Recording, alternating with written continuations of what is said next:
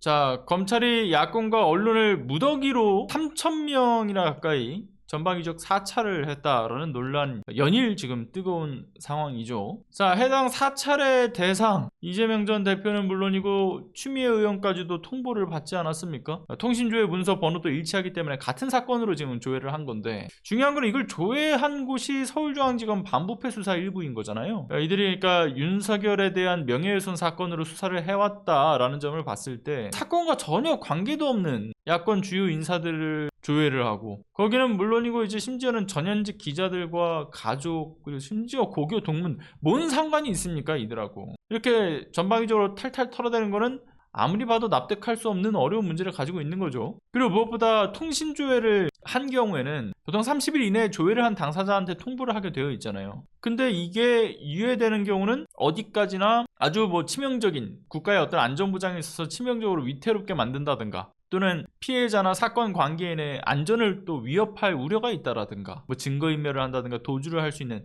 그러니까 이 공정한 사법 절차의 체계 과정에서 문제가 생길 수 있다, 이런 판단이 있는 경우에만 유예를 하도록 되어 있는 것인데, 아니 현재까지 확인되는 통신조회 대상자, 이런 유예 사유에 해당되지 않는 사람들이잖아요. 그것도 무려 이를 7개월이나 지난 시점인 8월 2일에 통보한 것에 악의적인 또 의도성이 있다, 이렇게 보여지는 거고요. 특히나 이제 총선 이전에 지난 1월쯤에 통신조회를 했는데, 이거를 그러면 30일 이내에 통보를 하려면 총선 이전에 했어야 되는 건데, 총선을 앞두고서 검찰의 총선 개입 논란, 전방위적인 어떤 사찰 문제가 불거질 것을 예상을 해서 총선이 끝나고 난 몇 개월 뒤에 통보를 한 것이 아니겠느냐. 전 그 시점에서도 충분히 좀 우리가 심각한 선거 개입이자 여론 조작이라고 보여지는 부분이지 않습니까? 또 통신조회에 포함되어 있는 그 개인정보를 불순한 목적으로 이용할 것은 아니었던 것인지, 마치 정말 50학 시절 때 안기부를 떠올리게 만드는 모습마저 지금 아른거린다라는 표현들이 등장을 하는데, 아니 윤석열이 대선 후보 시절 때 뭐라고 얘기를 해요? 본인이 페이스북에다가 글도 남겼었잖아요. 고발사주 사건에 대한 공수처 수사 당시에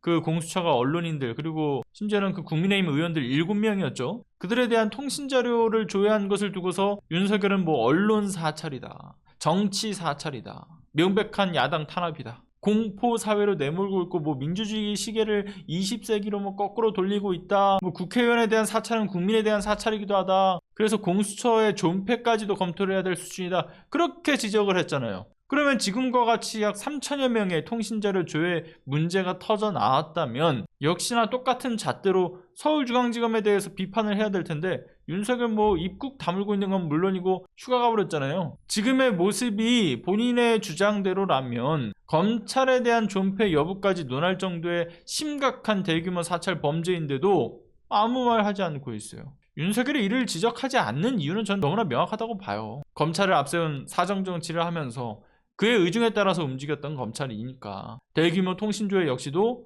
마찬가지의 이유가 깔려 있을 거다. 스스로 검찰을 조물락거리면서 컨트롤 해왔다라는 거, 이를 스스로 입증하고 있는 거라고 봅니다. 검찰권 남용으로 야당과 언론을 옥죄고 국민의 기본권 따위는 아주 가볍게 무시하면서 작금의 사회를 정말 공포와 감시의 시대로 되돌리는 정말 아주 위험한 신호탄을 쏘아 올린 거죠. 국민들은 이런 반민주적인 행태를 결코 용납하지 않을 거고요. 역시 이와 관련해서도 역사가 이를 기억하고 반드시 심판할 거라고 봅니다.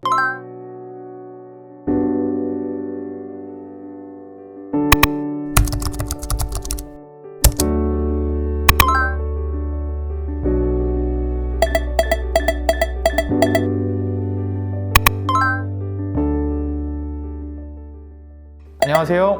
시사발전소 소장 한지입니다. 시사발전소는 진실을 찾는 민주언론으로서의 역할을 다하기 위해서 다양한 방법으로 활동을 이어나가고 있습니다.